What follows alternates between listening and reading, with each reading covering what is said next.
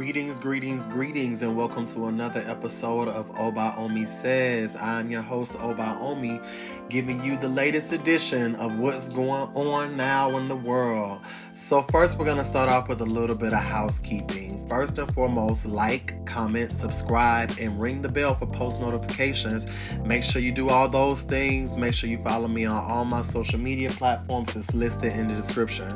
So first, I want to say that the first thing we're going to do over here at ObaOmiSays is shorten the podcast a little bit. I know from the Libra universe we can do a lot of talking, so we're going to do our best to try to limit it.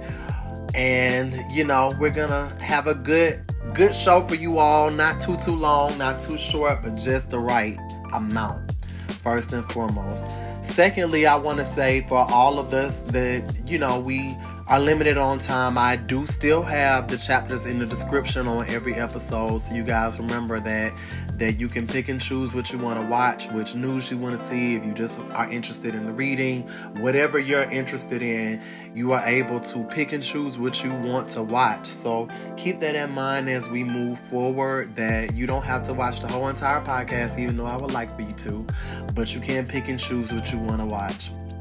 And lastly, in the intro, I just want to say that, y'all, it's been a very long week and it's been a lot of things going on. Another reason why I want to shorten it is because, it's just so much going on, y'all. It was a lot of deaths this week. I can't even cover all the stuff that happened this week. So, I just want to try to bring a little bit of news for you all to listen to, and just some things just for you to be abreast of what's going on, and to definitely give you all the energy that's upcoming for the next week or so, and just to keep our minds abreast on everything that's going on. So thank you all for coming to subscribe. Thank you all for coming to listen. Don't forget to like, comment, and subscribe, ring the bell, all those good things. So let's go ahead and get straight into it. So first up, we got our entertainment, pop culture news going on right now. We're going to open up with our celebrity news. Now, I just want to let you all know that this was a very long week. It was a lot of things going on, so many to the point that I can't even report it all. But, it was a lot of interesting energy going on. So, and our beginning with the celebrity news, I'm just going to bring the headlines that did stick out to me, and let me know in the future what kind of news you guys want to hear, and what type of things that you know about and what you wish I would have discussed. So, just keep me abreast as to what's going on around that I may have missed. But we're going to go ahead and get straight into it. So first up, we have our celebrity news. So opening up our celebrity news, Louie Anderson, comic and Emmy winner for Baskets, dies at 68. Louie Anderson, whose 4-decade career as a comedian and actor included an unlikely Emmy-winning performance as mom to twin adult sons in the TV series Baskets, died Friday. He was 68. Anderson died at a hospital in Las Vegas of complications from cancer, said Glenn Schwartz, his longtime publicist. Anderson had a type of non-Hodgkin lymphoma, Schwartz said previously. So, oh gosh, it's been so many deaths this week, but Louie Anderson was definitely one that kind of stuck out for me. In my generation, we remember him from Fox Kids cartoons with the Life with Louie cartoon that he did. That was probably inspired from some of the things that he went through as a child, but it was definitely a fun cartoon for people in my generation, and that was his big significance with us. But obviously he had a lot of significance, and he's contributed a lot to the world during his time here. So we just want to acknowledge Louie Anderson, and we want to send him just accolades and knowledge and just light towards his path for the next place that his spirit goes and his spirit travels. So, a lot of people have died this week, you guys. So, in the comments, just definitely leave all your tributes for all the people that I might not have mentioned that have died this week. And Louie Anderson, we give you just a tribute. We give you honor. We give you light towards your journey in the next life, and we just give his family comfort and light at this time too, and all the people that he knows as dealing with this with him. So let's keep it moving right on along. San Francisco Opera will debut Adams, Antony and Cleopatra. John Adams' version of Antony and Cleopatra will have his world premiere on September 10th on the opening weekend of the San Francisco Opera's 100th season. Soprano Julia Bullock sings Cleopatra. Baritone Gerald Finley will be Antony. Tenor Paul Appleby will portray Caesar. And music director Un Sun Kim will conduct, the company said Wednesday. The libretto was adapted by Adams, with additional passages from Plutarch. And Virgil Elkanah, Pulitzer director, with sets by Mimi Lean, costumes by Constance Hoffman, and lighting by David Finn, and projections by Bill Morrison. So I'm excited about this piece of news for the aspect that as I told you all before, I am a classically trained opera singer, and the fact that people are still composing and writing operas is a good thing. Now, I'm not gonna lie and say that I'm the biggest fan of modern opera. I'm more of my specialty is Baroque and bel canto from those time periods. So feel free to Google that and look that up, the Baroque music period and bel canto. But, modern opera is very interesting to say the least. But, one thing I can say is that I'm very appreciative that somebody is still continuing the art form.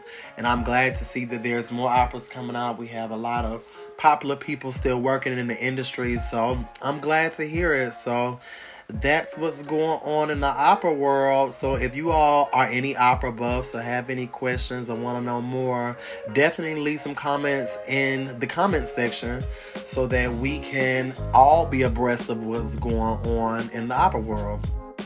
So moving right on along. The Grammy Awards move ceremony to Las Vegas site in early April 2022. The 2022 Grammy Awards will shift to an April show in Las Vegas after recently postponing the ceremony due to the rising of COVID-19 cases because of the Omicron variant. The awards will be broadcast live from the MGM Grand Arena in Las Vegas on April 3rd, according to a joint statement released Tuesday from the Recording Academy and CBS. The show postponed its original date on January 31st at the newly renamed Crypto.com Arena in Los Angeles after organizers determined that there were too many risks because of the virus' latest surge. For the Grammys, it was attempting a back to normal show with a live audience, but the decision to postpone the ceremony came after careful consideration and analysis with the city and state officials, health and safety experts, and artist community, and our many partners. Well, guys, I reported on the Grammys not too long ago, and I guess they found a place to, do it at. Everybody's going and doing stuff in Vegas right now. It seems like Vegas is just taking on anything that they can right now because they're trying to get people to come through. So, what do you guys think about this right here that's going on? A lot of people haven't really been too happy with the Grammys for the past, it seems like 4 or 5 years, ever since Kanye pulled that stunt with Taylor Swift. A lot of people haven't been happy with them, and a lot of people have been calling out the Recording Academy and these committees that they use to pick these award winners. So what do you guys think about this? Are you all going to be watching the Grammys? Are you all going to the Grammys? Is anybody excited about it? I'm just another award show for me at this point. But, people aren't very happy with the Grammys. But I definitely want to know what you guys think about this in the comment section. On to our next topic. We have the final valuation of Prince's estate pegged at $156.4 million. The 6-year legal battle over the pop star Prince's estate has ended, meaning the process of distributing the artist's wealth could begin next month. The Minneapolis Star-Tribune reports that the Internal Revenue Service and the estate's administrator, Comerica Bank and Trust, agreed to value Prince's estate at $156.4 million, a figure that the artist's heirs has also accepted. The valuation dwarfs Comerica's earlier $8 $82.3 million appraisal. The Internal Revenue Service has valued the estate at $163.2 million. Prince, who died of a fentanyl overdose in 2016, did not leave a will. So this is interesting, guys. Just off the looks of things, I honestly will say that I thought that his estate would have been worth more. But, it might be some things I'm ignorant to in that realm of, the IRS, these administrators of estates. But, we're going to talk a little bit more about this later on in the program. We're going to talk about it in the spiritual perspective session because I think, that's interesting to say the least. So moving right on along, Christina Aguilera says she'll always be here for Britney Spears. Aguilera recently appeared on the Enrique Santos show, where she was asked if she has reached out to Spears since her conservatorship was terminated in November 2021, and she replied that she would always be open to that. I couldn't be happier for her, and every woman deserves to feel empowered and to own that for themselves, however they see fit, Aguilera added. The singer also mentioned that on the subject of her fellow pop star and her conservatorship, she never wants to speak out of turn about somebody that I have so much respect for and admiration for. The blonde pop duo go way back, co-starring on the Mickey Mouse Club with Spears in 1993, and Aguilera shared that growing up in the business can be freaking crazy. So guys, this is interesting, for me it's interesting because especially when I was younger, they would pit Britney Spears and Christina Aguilera against each other. But, now with all this going on with Britney Spears, is this endless back and forth between her and her sister going on podcasts and all this stuff that she's doing and just all the legal battles and just everything.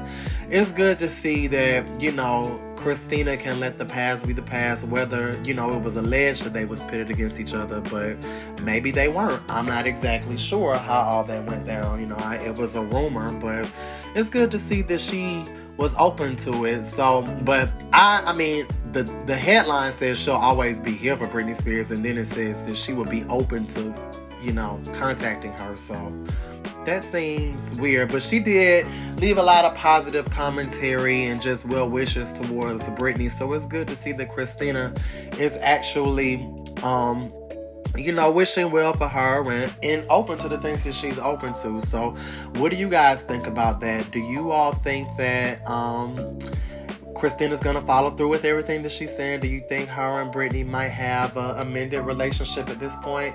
Obviously, they go way, way back to the Mickey Mouse Club when they all were on the show together singing and everything. So they do have somewhat of a past together. So, it's good to see that all the way in 2022, sometimes bygones can be bygones. So you guys, let me know what you think about that in the comments with Christina Aguilera and Britney Spears.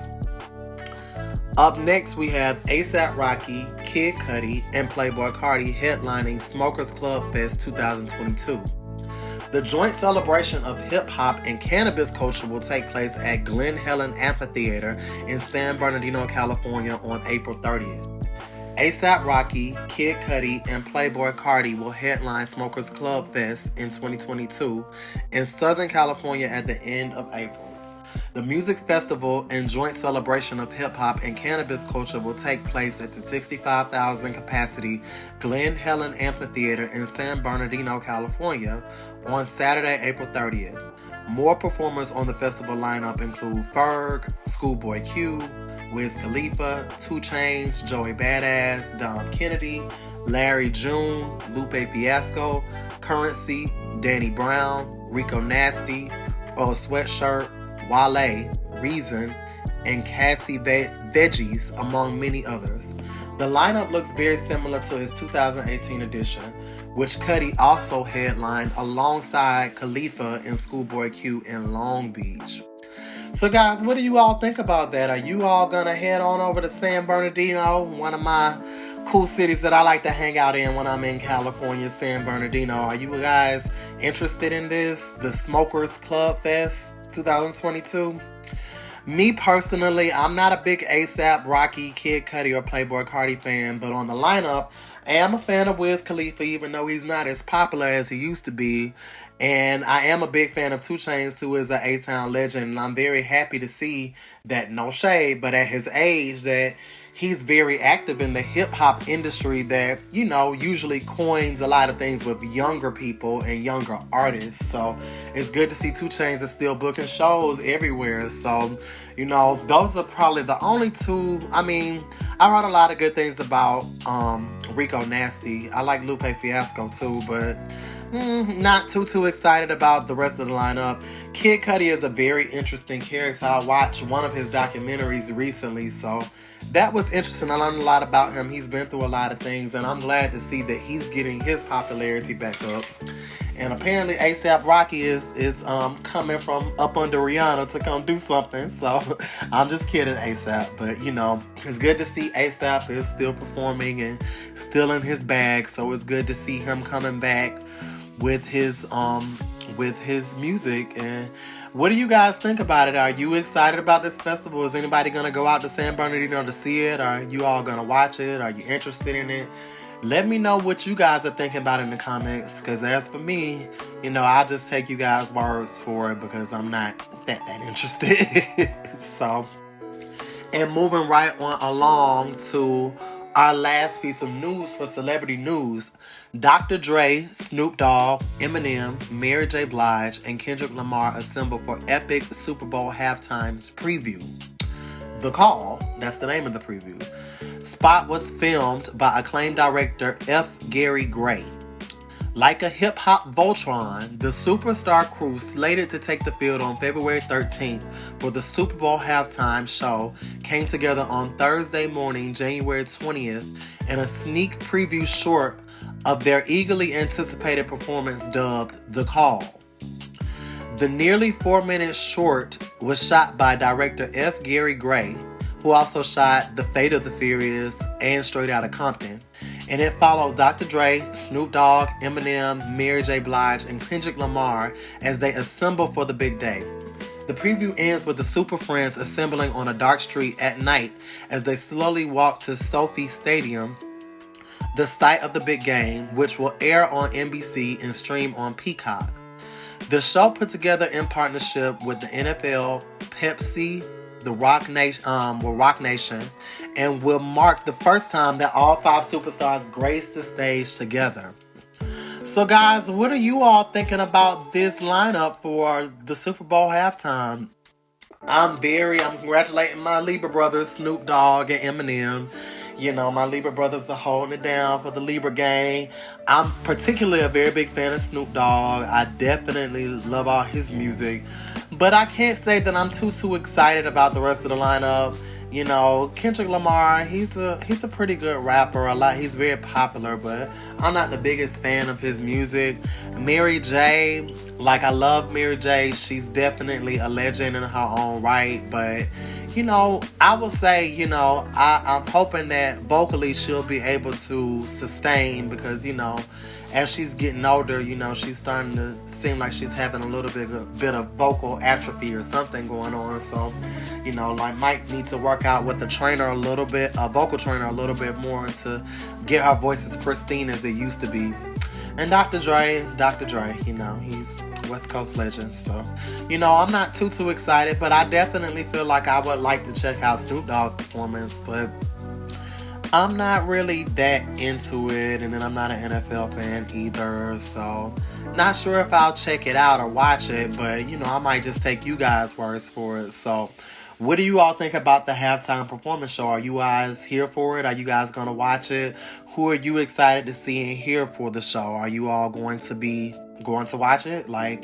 You know, are you excited about any of it? Or is it just blah, whatever?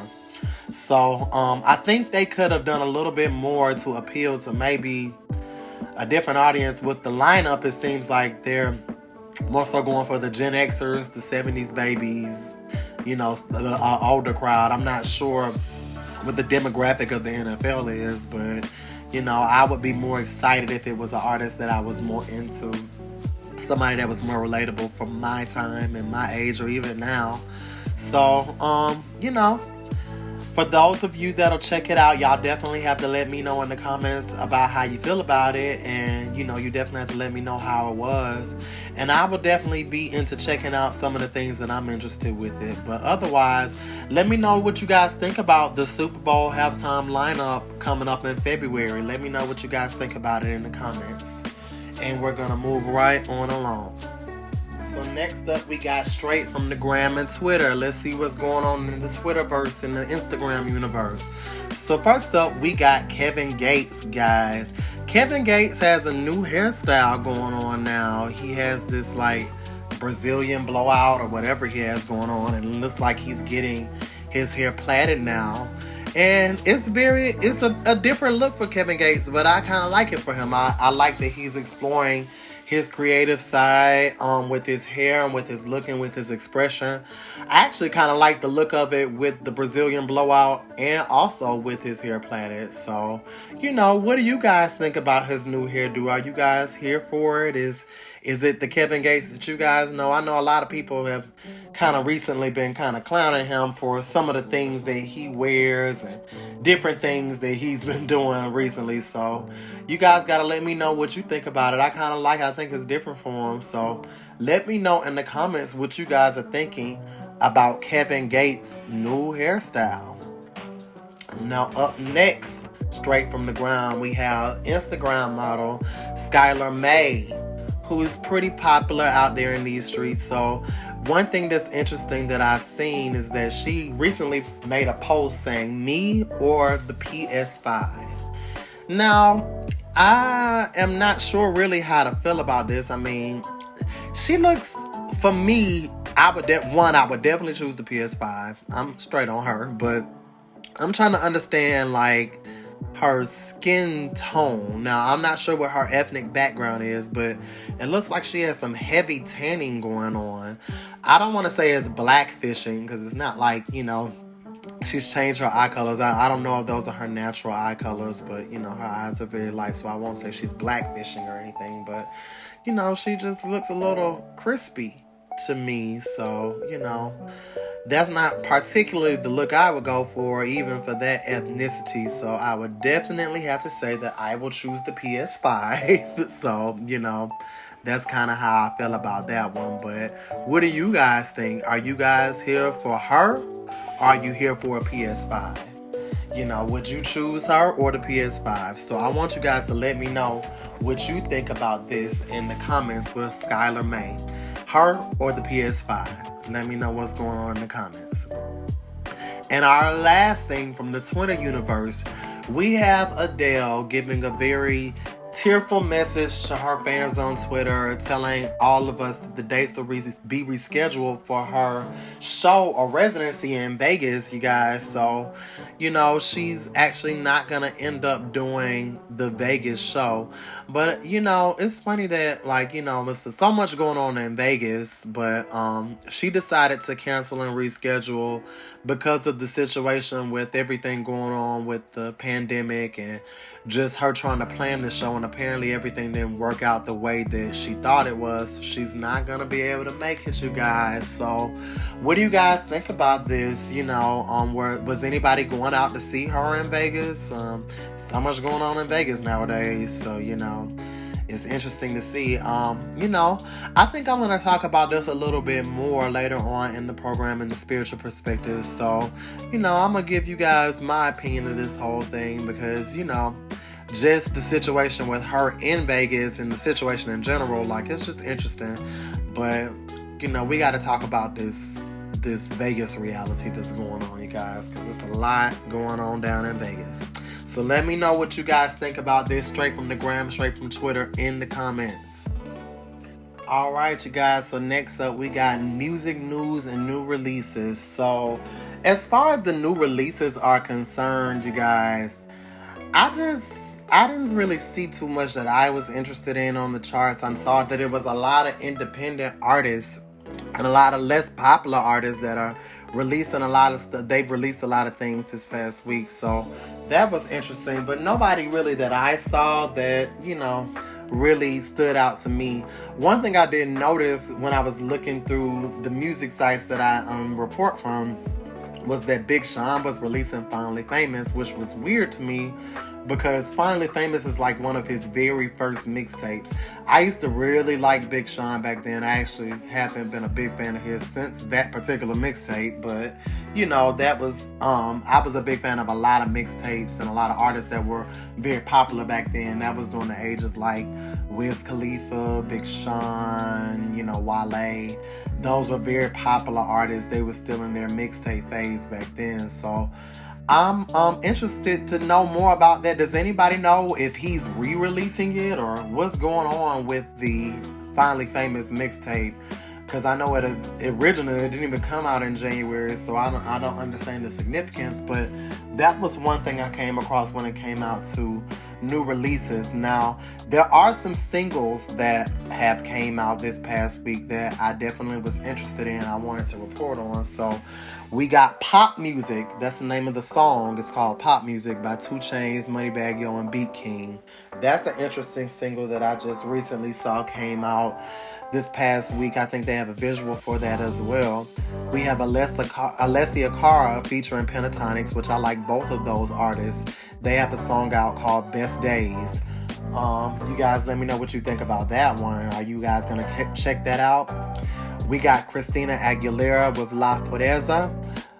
Like, that is interesting, you guys, because people are saying, like, Christina is going back to Spanish. Like, she's going full Spanish in this song, and she's really appealing to our Latinx population. So that's one thing. And one other single that I saw that came out recently that was interesting, Stefflon Don, UK artist with ancestry from the Caribbean, she has released the song called Juice. I haven't heard the single, but I'm interested. I haven't heard anything from Stefflon Don in a while, so I'm interested to see what she's coming out with, what she's coming up with, Stefflon Don. So are you guys interested in any of the new music? Did I miss anything? I know I said I just saw Big Sean, but did I miss something? Are there any releases that you guys are checking out this week that you all think that I should know about? Like, let me know in the comments. Let me know if I'm missing anything. Because, you know, it's not a very interesting week for me. But, you know, I'm interested to know more about what's going on with the new music. So let me know in the comments if you guys are going to check any of these out. And let me know what's all going on with what you are checking out as far as new albums coming up. So let's go ahead and take a look at the Billboard charts for the week, you guys. So on the Hot 100 for the week, we still got Adele, Easy on Me. Hot 100 singles, Easy on Me is still number 1. 14 weeks on the chart. She's still dominating. Adele is still, you know, dominating the charts. So some other interesting things I see on the charts. Encanto soundtrack, this particular song, We Don't Talk About Bruno, is staying very high on the charts and moved up to number 4 this week, you guys. So, you know, Encanto has been making a lot of noise really everywhere. Everybody's really been into it, and people are saying it's the best like Disney soundtrack everywhere. With a name like Encanto, I would hope so. But you know, everybody's talking a lot about it. So Carolina Gayton, Mauro Castillo, Adasa, and some other artists, they're all contributors to it, but they're definitely repping for Encanto, and particularly the song We Don't Talk About Bruno, which I have personally been hearing a lot of. I haven't heard that song, nor have I seen the movie, but as much as everybody's going in for it, I'm starting to think that maybe I need to check it out. What do you guys think? You know, are you all listening to this soundtrack? Are you listening to this song? Let me know what you think about that in the comments, you guys. On the singles, we still got Kodak is moving up to number 6. Super Gremlin, he's moving up this week. We got Gunna and Future featuring Young Thug, Pushin' P. It's a new entry at number 7 on the singles, Pushin' P. We got Doja Cat still on at number 8 with Need to Know. So Doja Cat still hanging on. And we got Elton John and Dua Lipa at number 10 with the Cold Heart remix. So, you know, so that's what's going on with singles right now, you guys, on the Billboard charts. let's take a look here at the albums on Billboard. So this was very interesting. I heard there was a little controversy in the albums department, the Billboard 200 for this past week. But we got Gunna at number 1 with DS Forever. And at number 2, we have The Weeknd with Dawn FM. Now, I heard there was a little controversy between who was actually number 1, but it turned out that Gunna won over this week. You know, he's number 1 on, you know, the Billboard 200. So, you know, his album is going up. I'm not gonna lie, I'm not the biggest Gunna fan, even though he is an A-Town artist. And, you know, me being an A-Town artist myself, I do rep for the A-Town artists, but not the biggest Gunna fan. I'm not gonna lie, not the biggest Gunna fan. But I'm glad that he is number 1 and he's repping for the hip-hop generation. But, you know, I'm just... what do you guys know about the drama between him and The Weeknd? What's going on? Because, like, you know, there's a lot of rumors out about how this ended up like this. So let me know what you guys think about that. We got the Encanto soundtrack has moved down to number 3, but it's still up there. So Encanto is still, Disney still repping and doing their thing. So y'all watch out. Adele moved down to number 4 this week, but she's still on the top 10 as far as the global the album 200 list. We got Olivia Rodrigo number 7. She moved down this week. Drake with Certified Lover Boy moved down to number 8 this week, and Doja Cat moved down to number 9 this week with Planet Her. And Taylor Swift moved down with her version of Red moved down this week. So Gunna and The Weeknd then knocked some people down this week in the top 10 for the albums this week on Billboard. So that's interesting. What are you guys thinking? What are you all listening to as far as albums are concerned? Let me know. So moving right on along, we got the Billboard 200 global singles. So the Billboard Global 200, we got Gayle at number 1 this week again with ABCDEFU. Gayle is number 1. She's up there. The Weeknd, he's coming at number 2 with a new entry with with Sacrifice. So, you know, he's getting up there on singles. Adele, Easy on Me has moved up on the global charts to number 3. So she's still keeping herself, you know, on all the charts. She's dominating the American charts, but she's still staying up on the global charts as well. Elton John and Dua Lipa moved down to number 4 with the Cold Heart remix. We don't talk about Bruno. Once again, Encanto it moved up on the charts, number 6. So that's interesting, y'all. Encanto is holding it down. Like, you know, y'all watch out. You know, we don't got to worry about these other genres. We got to start looking out for these soundtracks now. About to come and get y'all. But The Weeknd does have one other single in the top global 200, which is Take My Breath, The Weeknd. So that moved up this week into the top 10. So everything else is pretty much, you know, the usual. Industry Baby moved down. Lil Nas and Jack Harlow, Bad Habits with Ed Sheeran moved down. So, you know, and The Weeknd is actually kind of dominating the top 20 with a lot of his singles. So that's interesting. So what do you guys think about that? Pusha P just came in at number 20 this week for global. So they're making noise. There's some things going on. What you guys thinking about the global 200? Some of our American artists are really making it globally. Really making noise globally.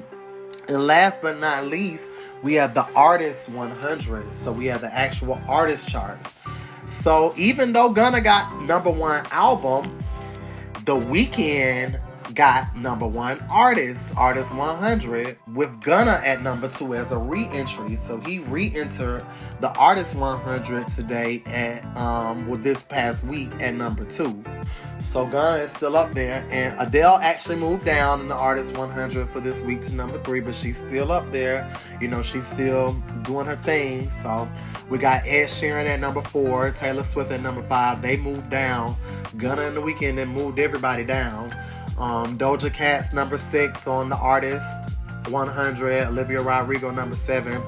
And we got Justin Bieber at number 9. So things are kind of still the same. You know, Billie Eilish moved down. Dua Lipa moved down in the Artist 100. Juice World moved down, so Bruno Mars moved down. So it's been some interesting movement on the Billboard charts. So you guys, do you buy it? You know, are you here for what Billboard is talking about? Are you listening to any of this stuff? You know, tell me if you guys buy it in the comment. Like, do you think that Gunna really deserves #1 for his album? Do you believe The Weeknd deserves #1 for his album? He's the top artist this week, but you know, are you guys listening to this stuff? Is this a true depiction of what's going on in the world of music right now? I want you guys to let me know how you feel about all this in the comments.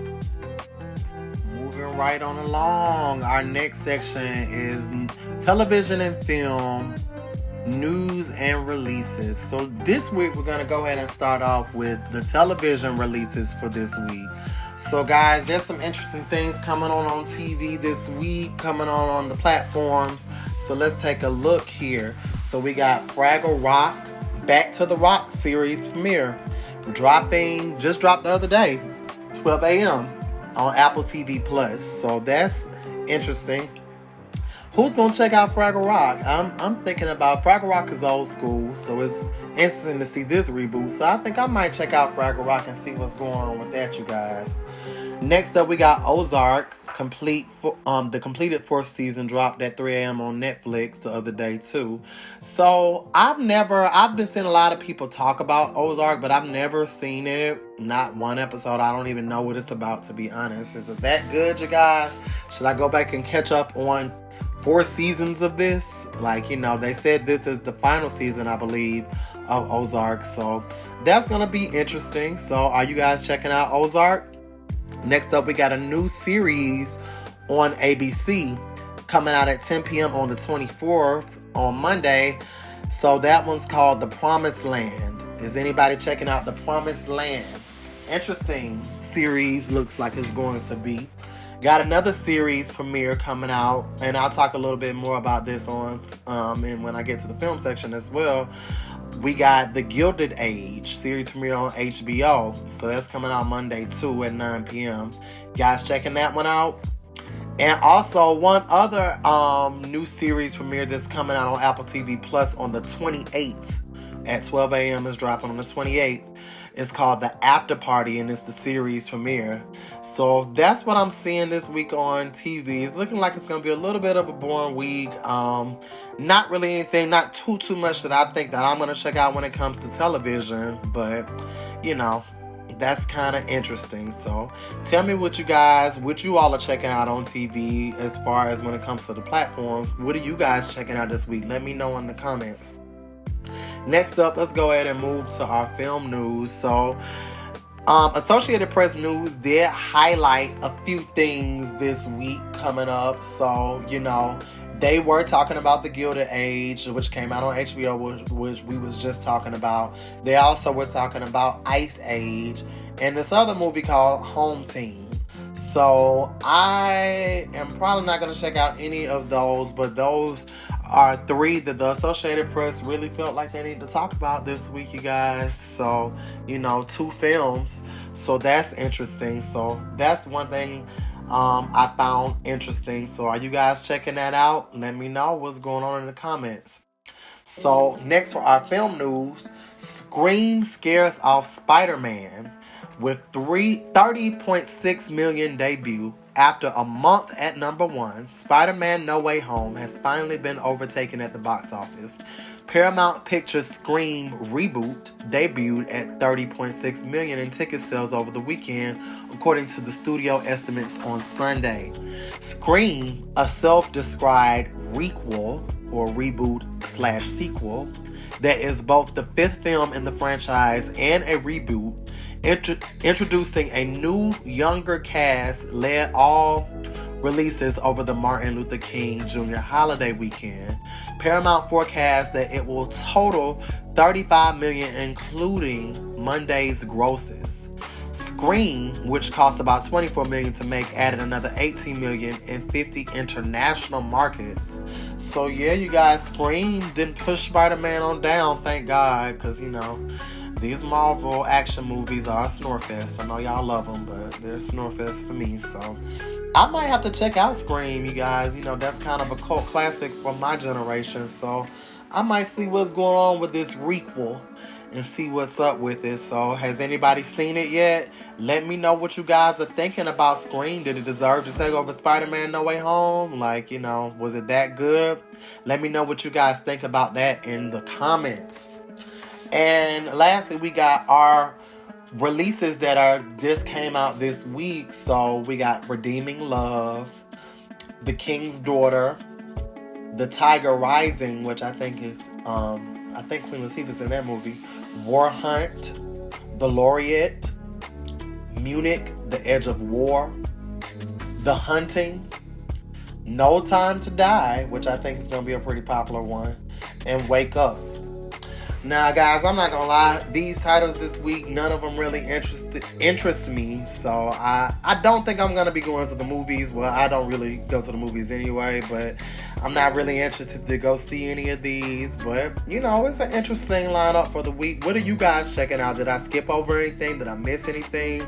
I want you guys to let me know what's going on. What are you going to go check out for the weekend? What are you going to go take a look at? Let me know in the comments if I missed anything and what you guys are really looking forward to going to see for this weekend, whether it's television or film. Let me know what's going on, you guys, in the comments. Okay, guys, moving right on along, we're going to move on to our world news segment. So, guys, it was a lot going on this week in the U.S. and in the world. So, so much stuff that I don't even want to even talk about everything. So, you know, I got a few headlines that I wanted to bring to you all to see what you guys' opinions are of these and what you think of this stuff that's going on. So let's start off with our U.S. news, guys. Omicron surge is undermining care for other health problems. Roger Struckoff was being treated for intestinal bleeding at a hospital outside Chicago this month when he suffered a mild heart attack. Normally, the 67-year-old would have been sent to the intensive care unit, but Struckoff said it was overrun with COVID-19 patients, and the staff instead had to wheel a heart monitor into his room and quickly administer nitroglycerin and morphine. A doctor I know pretty well said, "Roger, we're going to have to improvise right here," said Struckoff, who lives in DeKalb, Illinois. The Omicron surge this winter has not only swamped U.S. hospitals with record numbers of patients with COVID-19, it has also caused frightening moments and major headaches for people trying to get treatment for other ailments. Less urgent procedures have been put on hold around the country, such as cochlear implant surgeries and steroid injections for rheumatoid arthritis. And people with all sorts of medical complaints have had to wait in emergency rooms for hours longer than usual. Interesting, you guys. So Omicron is taking over everything. You know, don't have a broken limb, don't have an asthma attack, don't have an allergic reaction, don't have nothing else, because if you ain't got COVID, if you don't have something going on with this Omicron, they're not seeing you, they're not helping you. It's just very interesting, guys, just the push of this Omicron. And I'm not saying that it's not real or anything, but it's just very interesting that other ailments that go on usually all the time are being, you know, pushed to the side and being put to a lower priority, when Omicron is supposed to be the variant that has the highest survival rate, and, you know, it's supposed to be the mildest out of all the variants. So that's just interesting, you guys. You gotta let me know what you think about that in the comments, you know. And, you know, try to steer clear of having to go to, you know, the hospital, unless, I guess, you have something going on with the pandemic. So, you know, that's just what they're saying. So let me know what you guys think about that in the comments. California jobless rates dips half percentage point to 6.5. California's unemployment rate dipped a half percentage point in December as the most populous state added 50,700 non-farm jobs, accounting for more than a quarter of the nation's 199,000 job growth for the month. according to new data released Friday. The state has now regained nearly 72% of the 2.7 million jobs it lost in the earlier months of the pandemic, when Democratic Governor Gavin Newsom imposed the nation's first statewide stay-at-home order in the spring of 2020 to slow the spread of the coronavirus. In a tug-of-war between the positive economic momentum of the state's economy and the headwind from COVID, California's economy is making slow but steady progress forward, said Songwon San, a finance and economics professor at Loyola Marymount University. But he noted that the full impact of Omicron wave had not been felt when the mid-month jobless survey was conducted.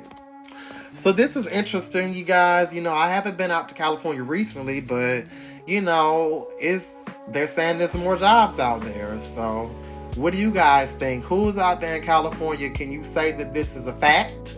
Is this facts or is this nah? So I don't know.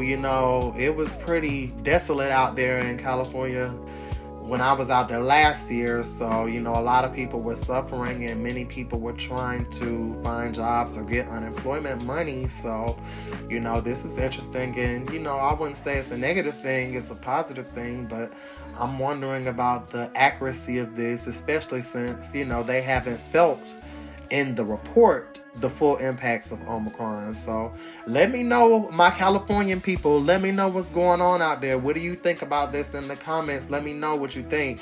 Is this facts or is this not? Let me know what's going on out in California. Now we're going to move right on along to the world news segment.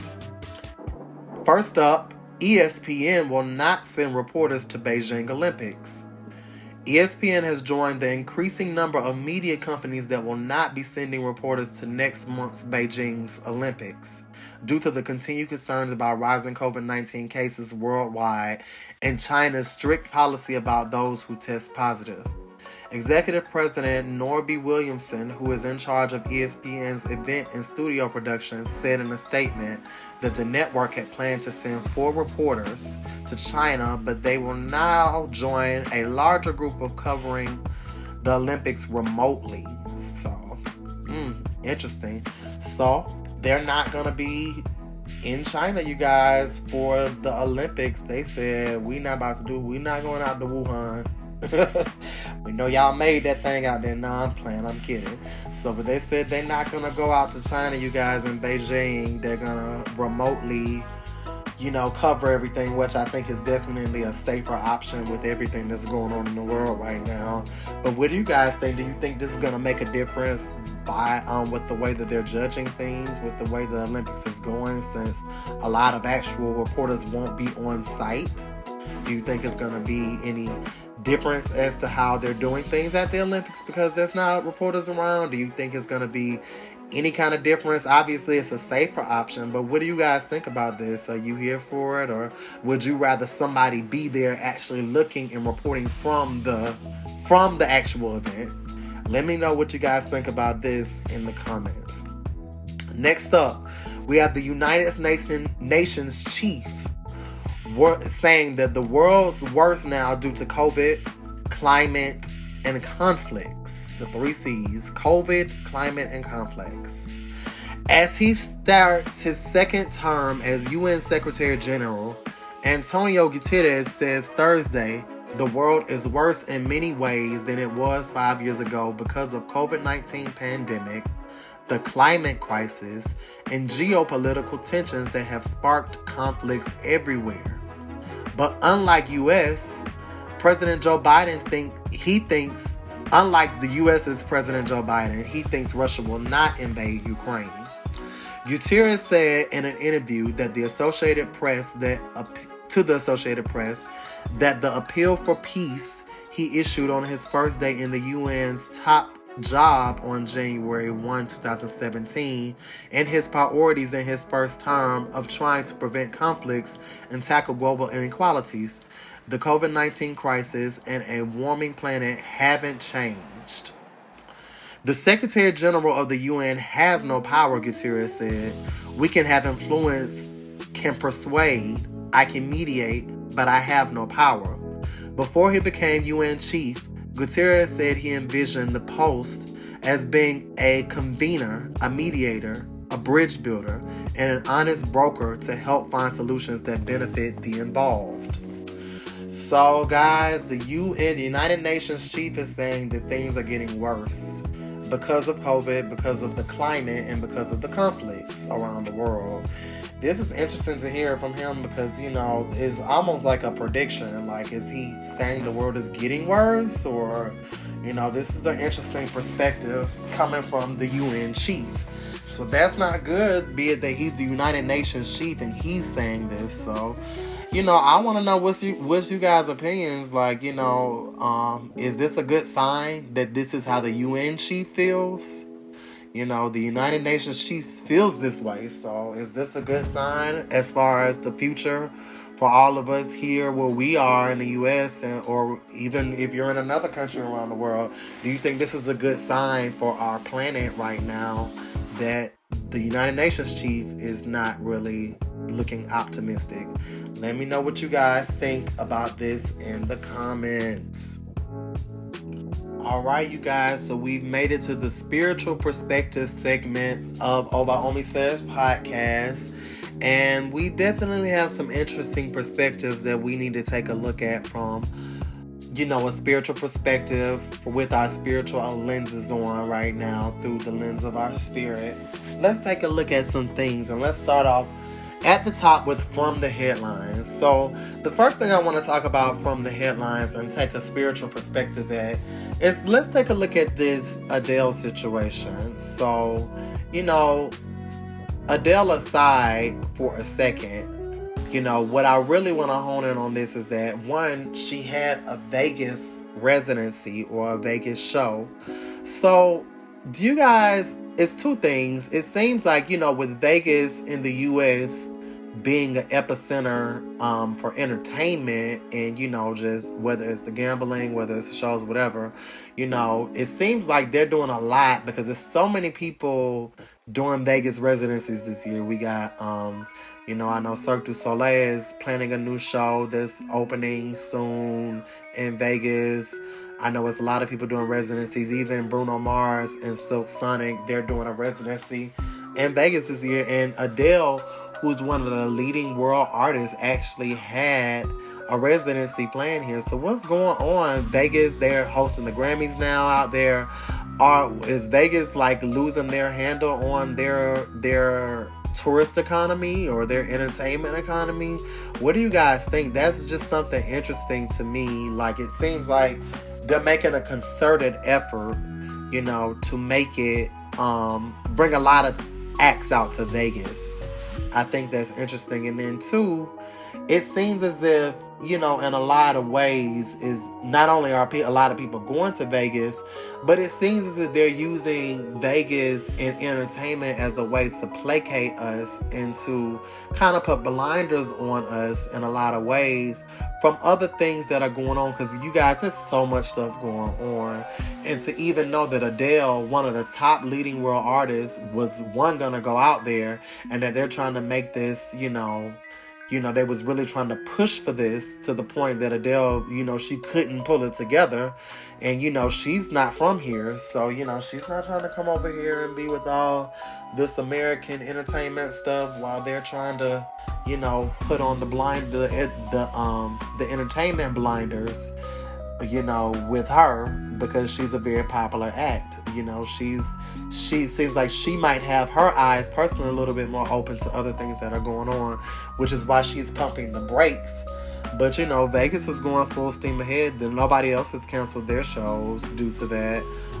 Whether it was something that was going on where she's from or not.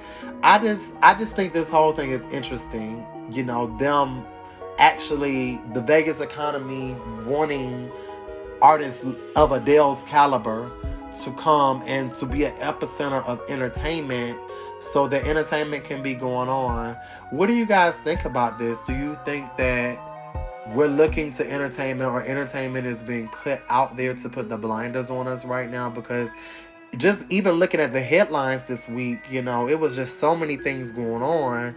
You know, I just it's kind of hard to even wrap my mind around what's coming out entertainment, music-wise, television-wise, and to see a big artist like Adele saying, even though the Grammys is going there and all this stuff, she's still concerned about that. And all these other people, like, they're moving the Grammys from LA to Vegas because it's supposed to be safer. But like I said, maybe with Adele, it's probably things going over where she's from that they can't to get together because of the pandemic. So with Vegas being aside, but what's your perspective on this? Do you guys think that entertainment is being used as a distraction right now from other things that are going on? Because I'm telling you guys, like, just from my research and from me not even noticing just the headlines, but just from a lot of other things that, you know, might, some more subtle things that are coming on local news stations all over the U.S. Do you think that entertainment is being used right now as a distraction to keep us busy so that we're not really paying a lot of attention to what's really going on in the world? Let me know what you guys think about that in the comments. Now, moving right on along to the next headline that we're going to look at from a spiritual perspective. So, as I said earlier, we talked about Prince's estate in this situation with his estate and the new valuation. Now, excuse me if I'm the one that's ignorant. I'm not proclaiming to know everything about how estates work and, you know, the value of things. But even though they did value his estate at 153 point whatever million, or, you know, around that number, that is a lot of money. You know, I'm not going to say that that's not a lot of money, but I just would have thought that Prince put out, with everything that he gave to the industry, with everything that he gave towards his estate and to the world, I would have thought that his estate would have been worth more than where it's at. And then to know that the administrators of his estate had lowballed him, like, you know, almost $100 million lower than what, you know, it wasn't that much, but, you know, a lot lower than what it actually ended up as. So I just think that's interesting, you know, from the perspective of, as an artist, no matter how much you put out or give to the world, it always seems like our artwork and our energy that goes into this art is being lowballed. You know, if these were engineers that build great structures and buildings, you know, or whatever, their estates, there'd be no question of the worth that they're worth because of the things that they created, based off of what we can physically touch or deal with. But music is ephemeral, and even with that being said, music and arts in general, all those things inspire for these things to come forth in other brackets of life. So it's just interesting to me, their valuation of art, no matter what the art form, be it music, be it visual art. It just seems like, you know, they undervalue it. Now, I don't know what all is in Prince's estate, you know, other than his music and his, you know, obviously his property or whatever. I can't speak to it, but I do know, you know, he went through the ringer as far as with his record label and the ownership and all this other situations, to the point that, you know, they've been battling over his estate for a while now, like, you know, the fate of it. And a large part of it, for me, I believe has a lot to do with just the undervaluation of art forms and the art form of music particularly. But, you know, they look at music as a hobby, as mere entertainment, as something to take your mind away from reality and things of that nature. So, in my opinion, and even as an artist, I've noticed how just art in general is undervalued. You know, I've studied as a classical opera singer, and I've experienced, like, you know, people paying me pennies on the dollars for something that I love to do, that I ended up doing anyway. And I didn't particularly need money for that, but some things just should be worth a certain amount of money, like when that type of energy is put into it. But, you know, that just speaks to the mass consciousness and how we really deal with things. You know, we really, as a consciousness, a mass consciousness, undervalue, as a human race, we undervalue what art does for us. You know, art imitates life, and without art, all the art forms, you know, we wouldn't have the life that we know. So tell me what you guys think. Do you all think that Prince's state, just based off his music, should be more than that? Am I looking at it wrong? Am I blowing it out of proportion? Let me know what you guys think about this, or do you all feel that art needs to be valued more in general, in our societies, in our culture, in the world? Let me know what you guys think about Prince's estate and whether or not you feel that it's at the valuation that you think it should be. All right. So moving right on along to our next section, we have the meme analysis. Meme analysis. That's what we got going on now. So let's go ahead and start off with our first meme quote that comes from the land of Facebook that I saw scrolling across my timeline. So the first one we have up here that's just interesting that I wanted to analyze is this first meme quote that states, "I'm still holding secrets for people who are throwing dirt on my name." Very, very interesting, guys. I'm still holding secrets for people who are throwing dirt on my name. This was an interesting topic for me, or an interesting quote, because as a person that has definitely gone through this, people throwing dirt on my name, and me still being true or loyal to what it is that, whatever the connection was prior to them throwing dirt on my name, that's something that I've definitely been through. So, one thing that in the analysis of this that I've learned that applies for myself is that, when people are throwing dirt on your name, that sometimes it's not even worth, well, I'm not saying sometimes, but for me, it's generally not worth, spilling their secrets or telling their business. Because the reality is sometimes we're in situations where we know a whole lot about somebody. We know the backstory of a lot of things. We know how people came to be how they are. And for me knowing people's life stories and some of the things and the reasons why they act the way they do, even in the aspect of them throwing dirt on my name, it's given me a lot more understanding and more forgiveness and more grace for people, because you just be surprised, as somebody that has held a lot of secrets for people, you'd be surprised why people are the way they are. And when you know their backstory, you understand as to why they might even throw dirt on your name. So, I never personally feel the need to out somebody or to go tit for tat and bring more life to whatever they're trying to say about me, by trying to go tit for tat and put their business out in the streets. That's just not really how I move.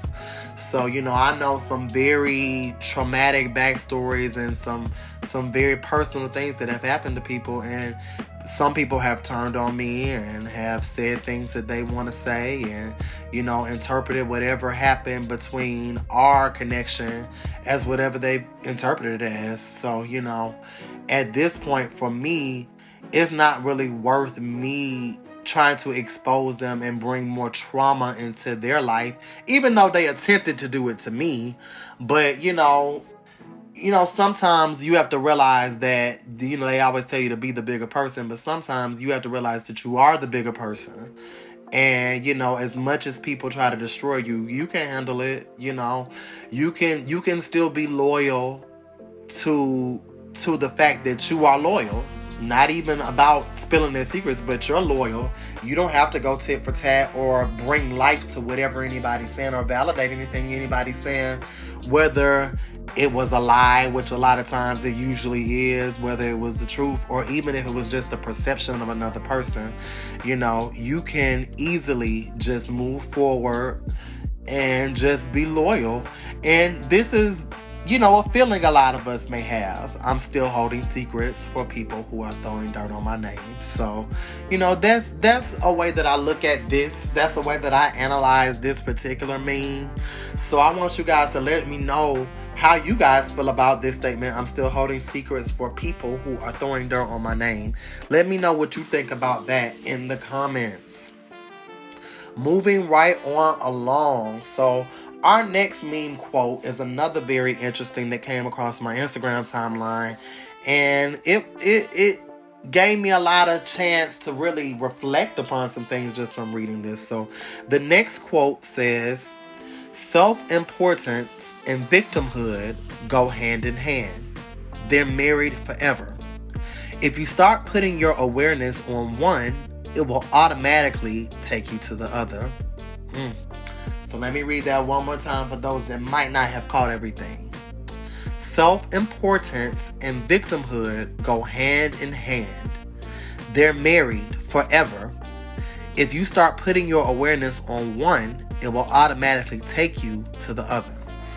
Now, this is a very contemplative type of meme to me. Like, there's no right or wrong with any of this, or, it's just our perspectives and how we view things. So when you look at self-importance and people who really have a high level of self-importance, and sometimes they can be, very easily offended to the point that, they become victims of everything. They're so important to themselves and they rank themselves above other people. I kind of live by the aspect of, there's a song we used to sing in choir. It goes like, I am a small part of the world. And, that's one of the things. I'm a small part of the world. I'm a small voice ringing clear.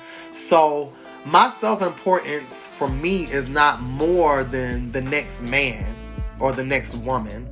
Like, I have a level of self-importance, but at the same time, I'm not going to value myself over someone else to the point that I'm so offended that I bring myself to victimhood.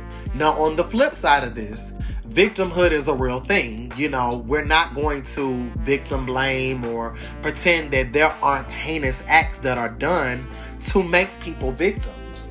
But at the same time, sometimes, in my personal humble opinion, I believe people identify and develop the identity within the victimhood because of whatever has happened to them.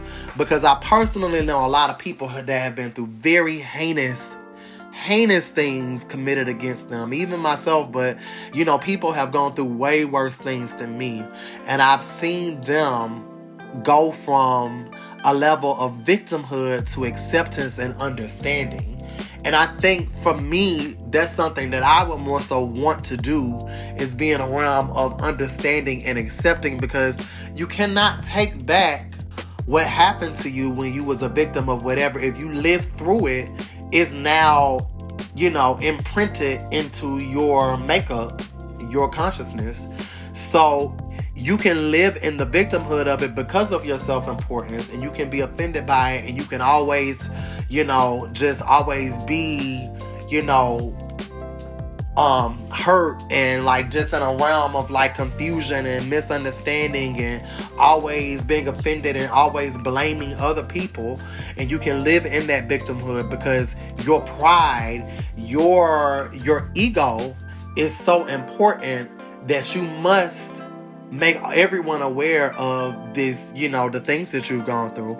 But for me, that's not personally how I would like to go about it. And I've personally experienced beautiful people that have gone through heinous situations that have found acceptance and understanding with this. So, I'm not saying any perspective is wrong or right when it comes to this, but I just think it's an interesting quote about how this quote says that they're forever married, self-importance and victimhood.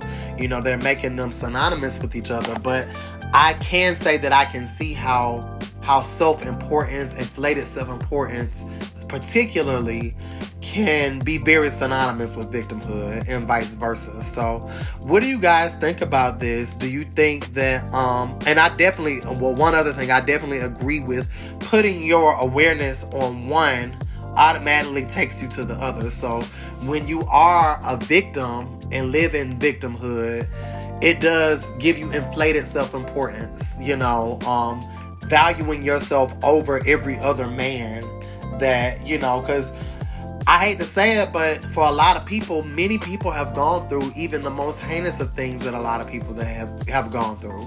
Many people have done that, and for you to live in the victimhood of that thing, that's you ranking yourself above everybody else that went through the same thing that you went through, is nobody that I know on earth that has a particular experience when it comes to being a victim that another person has not gone through. So that's an interesting concept, you guys. So let me know what you think about this meme and the analysis of this meme. How do you analyze it? What do you see out of it?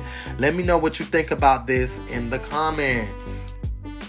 And lastly, for our last meme, we have a quote that's coming from Mr. Sigmund Freud. So this particular meme says, when the Nazis burned Sigmund Freud's books, he remarked to a colleague, "What progress we are making in the Middle Ages. They would have burned me. Now they are content with just burning my books." That is very interesting, because Sigmund Freud has a interesting point with this, because there were ages before where, one aspect is, a lot of people are killed for the knowledge that they try to put out. So people would get their books burned and they would be burned. But, it was definitely an age where if you were giving a knowledge that was against what, the mass consciousness wanted to be out, you would be destroyed. You would be in prison, you would be killed, hung, burned, all kinds of things. Now, let me say this too as well. When it comes to publication, people do spew out hatred in the publications and their subjective truths. So, not everything that's put into print, is a form of something that I think needs to be out in the mass consciousness. A lot of people live in hate and they put that in publications. And for me, I don't mind it, because for me, hate comes from fear, and I understand that. So if I were to see a publication or see something that was talking about, hatred and, those types of things, I would understand. Now, I wouldn't want to particularly burn them, or, maybe I might want to burn their book. But, I understand that people put these things out. However, we're talking about Sigmund Freud, so he didn't particularly go down that route of spewing hatred, to my knowledge. But he brought a lot of things, especially in the psychological community, he brought a lot of things to the forefront. So it's interesting on that aspect of the spectrum that people put out truths that are more so objective and more so things that a lot of people feel, and people still are just not satisfied, whether the documents are of hatred or whether they are things of objective truths. Things will never truly always be where everybody holistically agrees on any one subject matter. So, for me, I understand this, but I have to agree with him. He did say we've made progress. Now, I think the mass consciousness is moving pretty slow, but it's our natural progression. But it's kind of funny that he says, they would have burned me, but now they are just content to burning the books. So sometimes we do have to just burn down the works of another and be content with that, as opposed, especially when it's hatred or things like that. But even though the mass consciousness will burn things that are objective truths as well, sometimes we have to just be content with that as opposed to just destroying the person. So I would say that's, I guess, a leap for mankind, somewhat that, instead of, even when it came to a hateful person that put out different things, we rather just destroy their publications as opposed to them. Because, we can't always match that energy just because they put it out, because they want to live in hatred and destroy, or whether they want to put out objective truths that could be potentially harmful to the mass consciousness, because it could lead to cognitive dissonance for a lot of people. We have to just, understand that, and just, instead of trying to destroy the person, maybe just deal with the product. So, it's an interesting perspective. There's no right or wrong for that one either. But it's just something that's more of a subject to contemplate on. So I want you guys to tell me what you all think of this quote. Do you think we've made progress in this age, and we're just content to burn books instead of the people. What do you guys think about this quote? Let me know down in the comments what you're thinking. Alright guys, so we've reached the zodiac portion of ObaOmiSays, and guess what?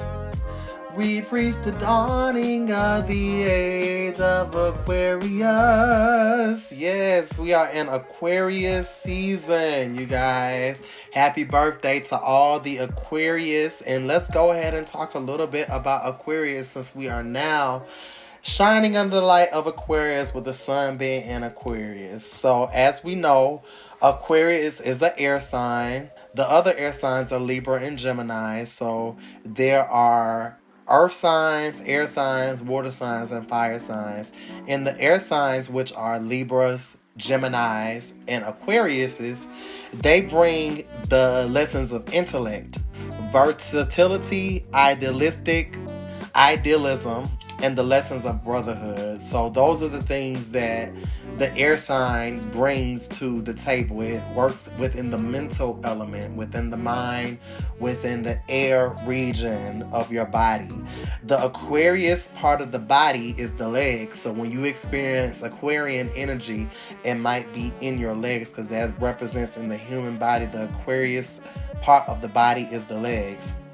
The Aquarius glyph looks like two waves, I guess you can say. It's like two little M, one on top of the other, kind of representing the water in a lot of ways. And their glyph itself, their sign, their symbol means we know. We know, as in knowledge. We know. So, with the air elemental, that's what the Aquarian signs mean. We know.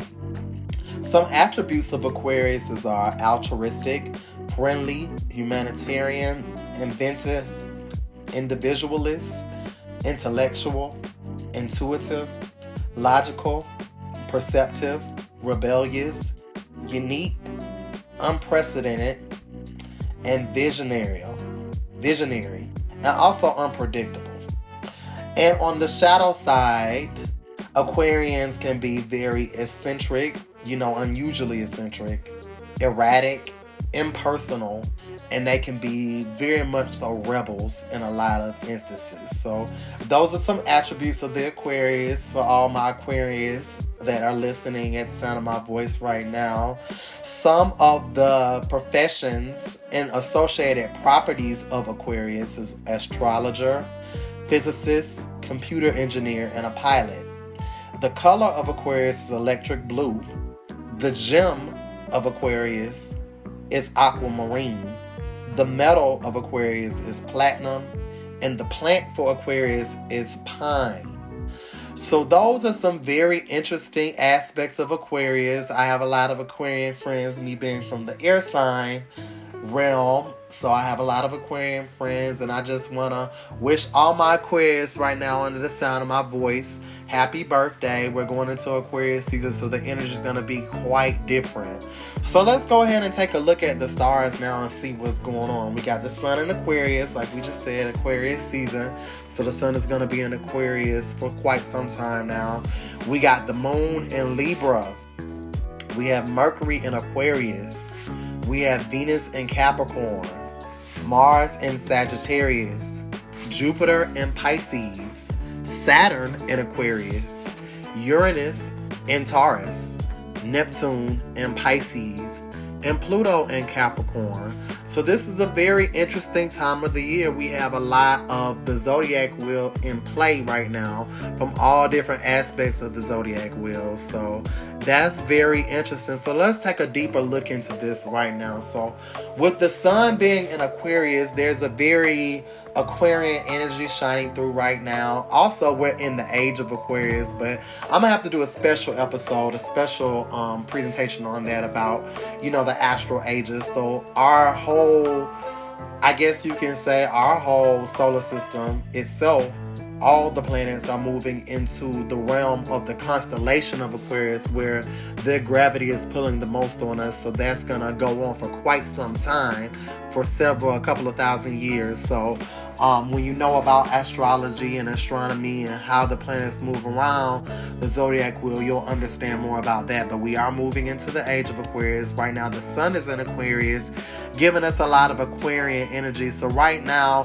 we are in the aspect of knowing, of being more altruistic, of being more friendly, of trying to get along. But at the same time, people are also, manifesting their certain unique individual qualities, their eccentric qualities. So, that can always result in a couple of different things happening. The children being born right now are manifesting a lot of air energy because there's a lot of air energy in the atmosphere. But we still got a good amount of earth and water energy as well. We got the Pisces, and be it that the Aquarius is a hybrid sign, air and water. So we have a lot of air, water, and earth energy right now, but predominantly air. So we're feeling a lot more in the intellectual space right now. With the moon being in Libra right now on our emotional sides, we're kind of trying to balance out a lot of things. We're doing a lot of thinking, sometimes overthinking. So it's resulting in in some ways for some people, some procrastination, but in some ways we're moving a little too slow, because we're trying to make the right decision. And especially when it comes to being emotional, we can be a little bit kind of too split-minded about a lot of things, two-faced in some ways, but more so split-minded. We're seeing both aspects of a thing. So it's kind of causing some people to move so slow, especially when it comes to emotional connections right now with the moon being in Libra. With Mercury being in Aquarius, communication is actually going pretty well, especially considering the other planetary influences and astral influences. Communication is going very well. We're finding a lot of common ground. We're trying to be agreeable in a lot of ways. However, at the same time, there might be moments where we might assert a little bit too much our individuality, or we might let something from our shadow side kind of slip out, just in the realm of trying to come to a common ground. But everybody might not be on that same page. That's an Aquarian energy. So sometimes, you gotta watch what you say sometimes, because everybody might not be vibrating where you're vibrating with Mercury and Aquarius right now. Right now, Venus is in Capricorn. So with Venus being in Capricorn, we still have a lot of sensuality that we're dealing with, but at the same time, we're looking for higher goals, higher ideals with different things.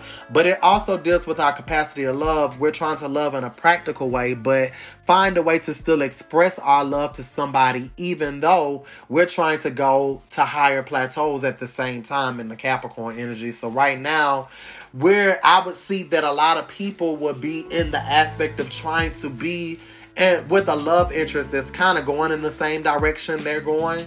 So, that's trying to go to the next level, the same level that they're trying to go through.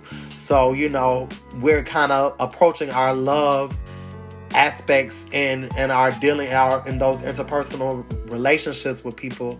We're dealing with them in a way of building upon our goals and trying to move forward with it. So those are some things. We're living in the Capricorn with Venus right now with Mars being in Sagittarius. When it comes to our aggressive natures and the things that we're really moving forward towards, and our courage and our ability to take action, we're really moving with the Sagittarius energy right now with Mars being in Sagittarius. So it's kind of casual, but at the same time direct and enthusiastic and far-seeing. So, we could be kind of blindsided by being so caught up in the future when it comes to things that we're aggressively trying to achieve right now. So, we're in that realm of being outspoken, being restless sometimes when it comes to the things that we're really trying to achieve, and even being a little bit more aggressive with the fire Sagittarian energy. Right now, Jupiter is in Pisces. So right now, with Jupiter being in Pisces, this is a good time for you to focus on your spiritual energy, because it's going to bring you good luck doing the things that your spirit is telling you to do, aligning yourself with your spiritual side. That's a really good thing with Pisces. And especially when it comes to artistic things, to charitable things and creative things, those things are bringing us good luck. However, right now we can't be too too much humble or like too much escapist right now. Like, sometimes we might be in a realm where we're listening too much to spirit to the point that it's too unrealistic, or we're using it as an escapist type of things that is leading us to a lot of indecision. So we have to remember that, Pisces also affects our Neptune, so I'll get to that in a second. But let's talk about Saturn right now, because when it comes to our Saturn energy, which deals a lot with our life cycles and our life lessons, we're in the aspect of Aquarius right now, because Saturn is in Aquarius. So we're coming into a lot of understanding as to why things are the way they are, why we've chosen to do these things that we've chosen, why things are going the way that they are. But at the same time, we're also still acting erratic at times and a little bit too eccentric that can work towards our detriment sometimes. So we're coming into the knowledge of a lot of things about why things are the way they are in our life right now, with Saturn being in Aquarius. So right now Uranus is in Taurus. So in a lot of ways, when it comes to our individuality, our personality, our persona, and the things that make us us, is really activating in the Taurus energy. It can be very determined and very bulldozing, right now, and very efficient. But at the same time, we've been in a space of, with our personal energy, we can be very introverted and sometimes even a little bit too materialistic and possessive at times, So, but, we have to balance out that Taurus energy, because as we know, with the Taurus energy, sometimes we can be very set in our ways. We can just, be kind of lazy towards things that we know we need to do. But because it's such a strong energy with Uranus being in Taurus, like our individuality, we're kind of going with whatever we think at the moment, no matter what it is, whether it's working to our detriment or not. So keep that in mind as we balance out our energies. Now, Neptune is in Pisces. So be it that Neptune and Jupiter is in Pisces, is a very interesting time, because with Neptune being in Pisces, we're really kind of in a dream state.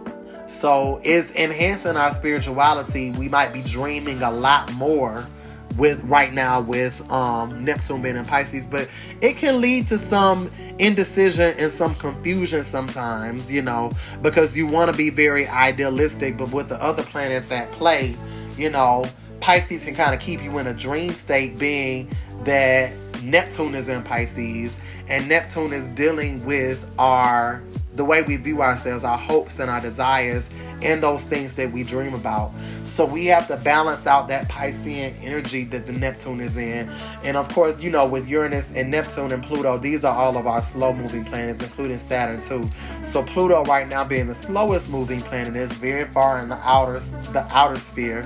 So we're working with the Capricorn energy where Pluto is. So, of course, that's affecting our generation that's being born right now. Is going to be out there for a while. So, and a lot of things when it comes to our compulsive forces and unconscious nature, it's going to be dealing a lot with the Capricorn energy. So, especially when it comes to this generation. But right now, in a lot of things, we're moving slowly and steadily to our goals, and methodically to our goals at the same time. So, but at the same time, we do have to still not be as rigid. We have to learn how to not be as rigid when it comes to certain things, because we can be very rigid when it comes to especially money and status right now, with Pluto being in the Capricorn and in our unconscious energy. So we have to keep all these things in mind as we move forward with all the things that we got going on.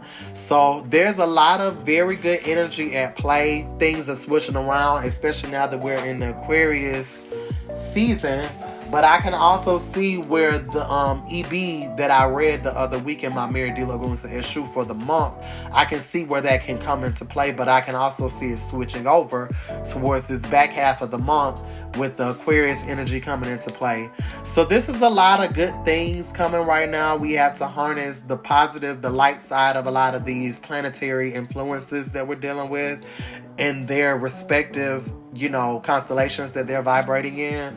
So just take all these things And keep these things in mind as you move forward throughout Aquarius season and throughout the rest of the month and the rest of the quarter.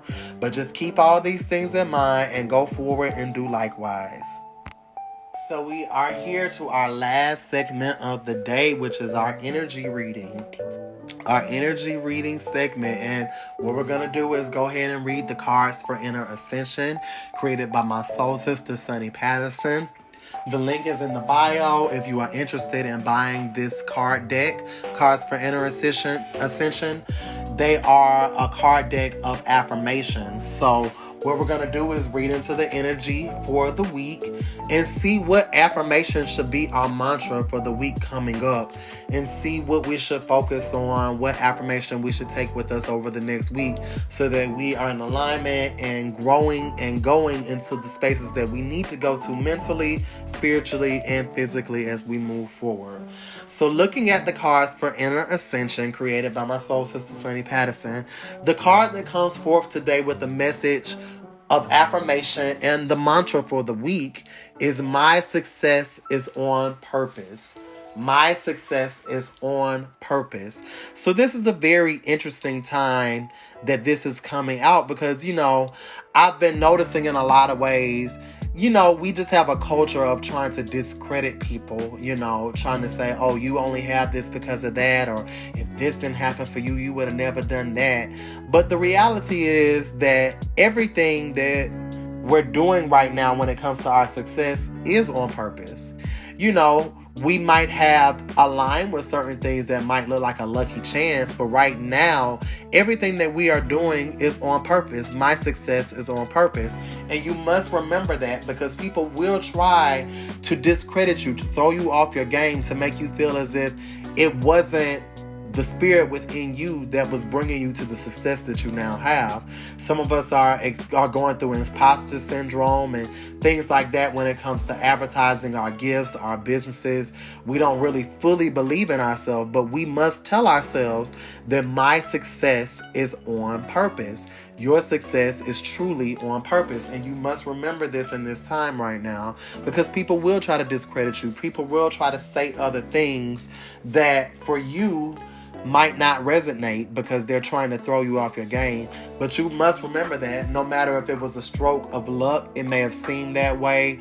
If it was something that you wasn't always expecting to get into, but now you're here, these things have all been created on purpose, and you've done all these things. You've brought yourself to this point in this life on purpose, and your success is on purpose. So this is a good mantra to have for the week, so that you can remember and encourage yourself to keep going down the route and down the path that you're going, because your success is truly on purpose. So stay the course, continue to believe in yourself, block out those negative things that are coming from external forces, and just continue to know that your success is on purpose and that you will make it, and your future successes will be because of what you brought to the table, the energy that you've manifested. Remember that as you continue to strive, as you continue to build, and you continue to move forward, that my success is on purpose. All right, guys, so we've made it to the end of our episode here today on ObaOmiSays, and we've had an incredible journey. We talked about a lot of things. Boy, has this been a week. It's been so much going on, and like I told you all, I'm going to start shortening the podcast and keep these things to a minimum in some aspects, so we can get to the things that you need to hear the most as we continue to move forward with the podcast. So just keep that in mind. You can always pick and choose down in the description the parts that you want to listen to, so that way, I know everybody has a different life path and different things going on, but we are limited with our time. Some people are limited with their time, so you can pick and choose what you want to see down in the description. So just remember that. But just keep all these things in mind, you guys. Like, comment, subscribe, ring the bell for post notifications. Follow me on all my social medias, which are linked in the description. And just continue to move forward and be blessed and be the light that you wish to see in the world, you guys. Right now, there's so much darkness in the world and so many people dying. And I want us all to exude the energy of life and light and truth so that we can be the truth, we can be the light, we can be the life that we want to see around us. So just remember that as we move forward, to be the light, be the life that you want to see. We have enough darkness and death in the world. You don't have to be that. You don't have to do that. So you be you. You be your authentic self. You continue to live in truth. You continue to go forward and do all the things that you were brought forth into this realm to do. Remember all these things. Go forward and do likewise, like, comment, and subscribe. Ring the bell for post notifications. Follow me on all my social medias. And we will see you guys on the next episode of ObaOmiSays.